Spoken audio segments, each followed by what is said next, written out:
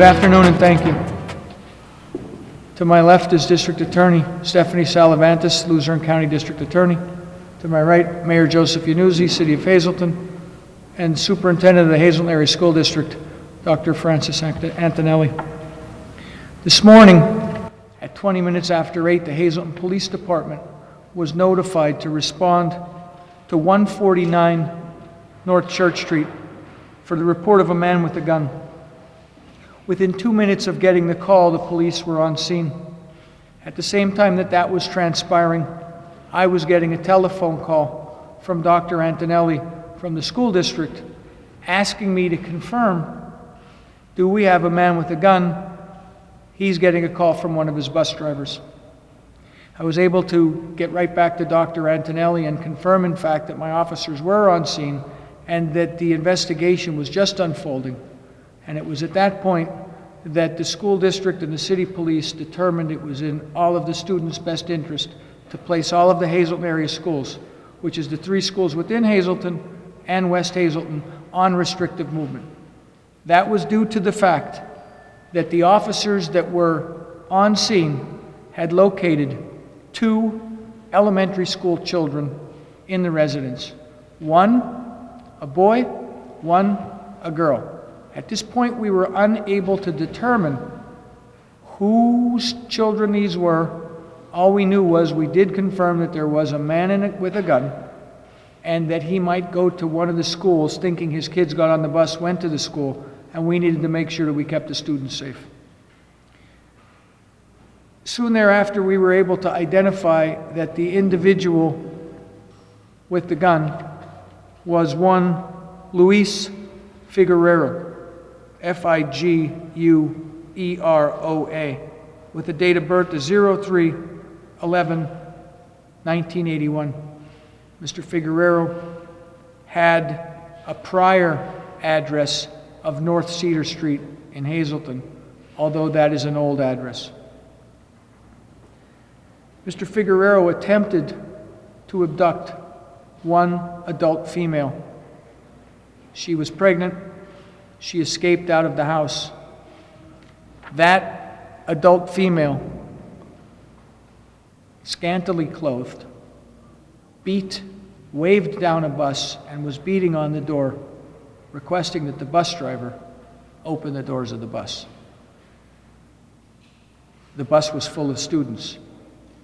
As the bus driver was trying to figure out, do I open the door, don't I open the door, she looked up again to see Mr. Figueroa racing out of the house, bloody, carrying a shotgun. The bus driver opted for the safety of the students, did not open the door, and radioed dispatch of the incident. Mr. Figueroa, unable to get the pregnant female, drug another woman, adult female, out of the house, threw her into a vehicle, and fled the scene. At this point, some of the information is a little sketchy.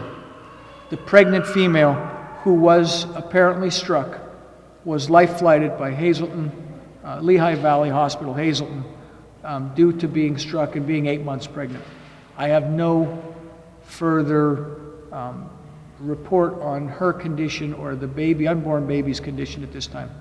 The two children that we took out of the house are safe and are currently in protective custody. The abducted female was with Mr. Figueroa when they fled the city out Interstate 80, somewhere near the Delaware Water Gap. Mr. Figueroa stopped, either ditched his vehicle or chose to take another vehicle. He stole an off-duty park ranger vehicle.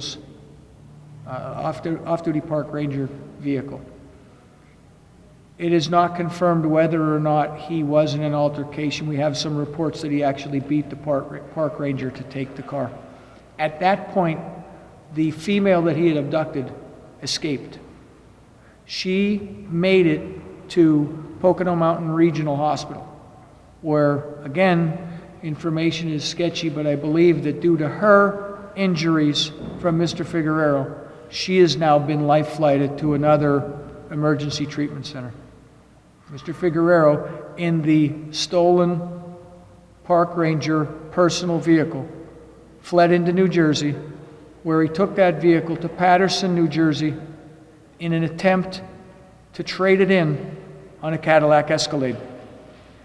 An argument ensued with the car dealership dealer. He beat the dealer, set the dealership on fire, attempted to burn the car dealer himself, and fled in the stolen Cadillac Escalade. Now a pursuit with the New Jersey State Police, and the New Jersey State Police helicopter is also taking place.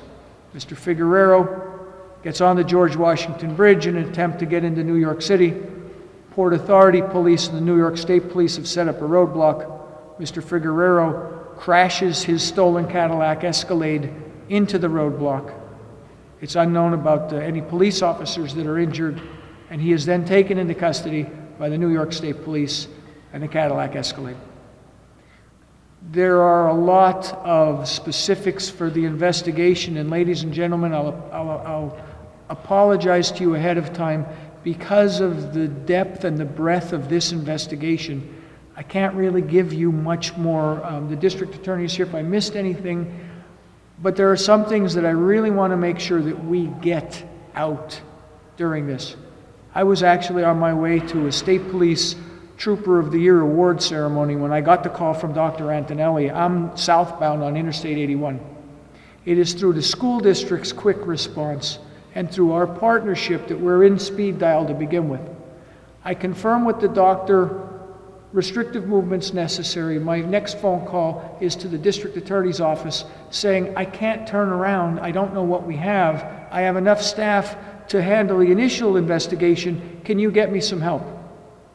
I am then, always gracious to report multiple detectives are sent not only here, but they're currently out at the Delaware Water Gap doing interviews of everything that's out there because, again, the city doesn't have that staff, and the support that we get from the district attorney's office is incredible.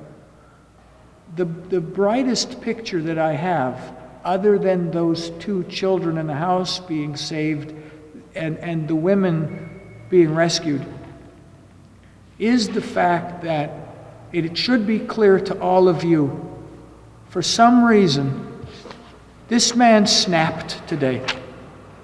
He snapped. And I can guarantee you one thing. Had that bus driver opened that door, this would be a much different press conference.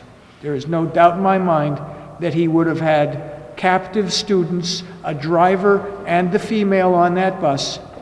And that bus would have stuck out like a sore thumb. And when that roadblock took place, him with the shotgun in a bus, it would not have been the same ending. I truly believe that the school bus driver is a heroine. This is what we train for in the school district with the district attorney's office through the mayor's ability to allow the police department to go to our local schools. We train for these such days and having to make the decisions of the greater good versus helping one person. It's an ugly situation. I hope none of us ever have to choose between saving the kids on the bus and letting a pregnant woman who's being beaten onto the bus. It is clear to me we made the correct decision, and at a later date, there is no doubt in my mind that this bus driver will be recognized. Anything to add, District Attorney? I just want to say and commend the quick response by all law enforcement. We're dealing with 3 different states at this point that provided assistance to this situation, and if it wasn't for their quick response, I don't believe we would have this quick outcome like we see here. So I just want to commend all law enforcement that have been involved in this. Also, I personally want to commend the school district and this bus driver. She is a hero in my eyes, and she should be a hero in everyone else's. Dr. Antonelli? Again, I want to concur that the driver certainly is a heroine in the eyes of the school district. By not opening the door to that bus, she prevented a bad situation from becoming exponentially worse with the involvement of the driver and the students that were on that bus. And she will be recognized as such by the school district. We have a wonderful working relationship with the Hazleton City Police Department. They provide tremendous training for our teachers and our working staff, and this is just an example of how that training in critical situations pays huge dividends and, in fact, possibly save lives. I'd just like to compliment the school district and the district attorney's office for the cooperation they've given us.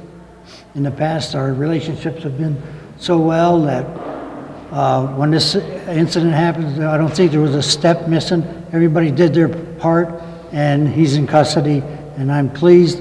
I also like to say that the bus driver deserves the title of a hero. Thank you. Are there any questions from the media that we didn't cover? Ellen?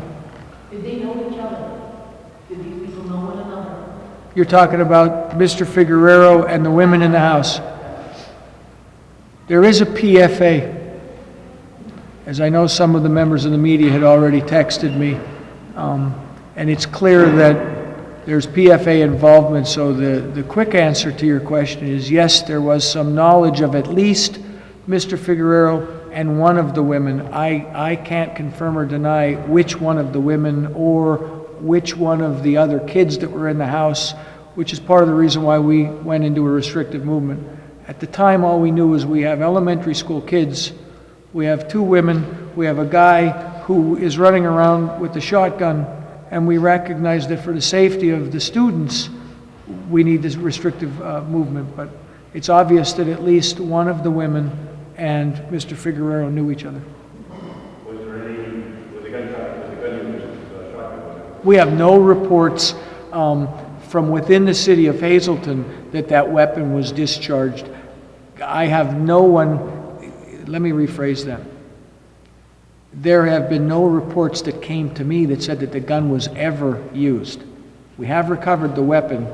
I'm not sure if they recovered it in New Jersey or where the park ranger's vehicle was stolen, but I have no reports that the weapon was actually fired. One neighbor said there was blood on the sidewalk. It's not from the gunshot. The blood is not from the weapon being fired. I believe that the blood is coming from when Mr. Figueroa was breaking into the house and cut himself, and the blood trail was what was throwing the police off immediately. We're following, we have all of this blood all over the place, not realizing that the reason why the blood ended was because they got in a vehicle and fled. However, at this point, it's still under investigation, so as the chief stated, there are no reports, but due to the ongoing nature of this investigation, we can't comment any further on that. Chief, how many people were in the house? How many people were in the house? You know? We took 2 children out of the house. We weren't there to see where the women were coming from. So again, that would be speculation on my part, but I can confirm we took 2 children out of that house. And both women were assaulted by him, allegedly? I can't answer that. As far as the assault, I know that we life flighted the 8-month pregnant woman for injuries. Where the injuries came from would be, me surmising at this point. Is the suspect coming back to Hazleton? Is the suspect coming back to Hazleton? The suspect, Person investigated. that's a district attorney question. The suspect will be brought back at some point, but at this point, we aren't positive as to where he is, but we will be looking to bring him back to our area to be held accountable for his actions here in Hazleton. You know what kind of charges will be filed? Serious crime? At this point, I can't comment on that. Any indication of the ages of the women? How old they were? They're clearly adults. I can't give you any more description of the victims at this point. Chief, Yes, sir. what time did this happen? Tell me where. We got the phone call approximately 20 minutes after 8 this morning. It's been unfolding up until, and the reason for the delay was we're trying to coordinate with all of the other state agencies and local agencies now because this has moved into, 3 states. So the delay was so that we can come here and in a timely fashion give you an ending to the situation also. But at this point, naturally, the schools are off their restrictive movement, the individual's in custody, and we could sort of move forward.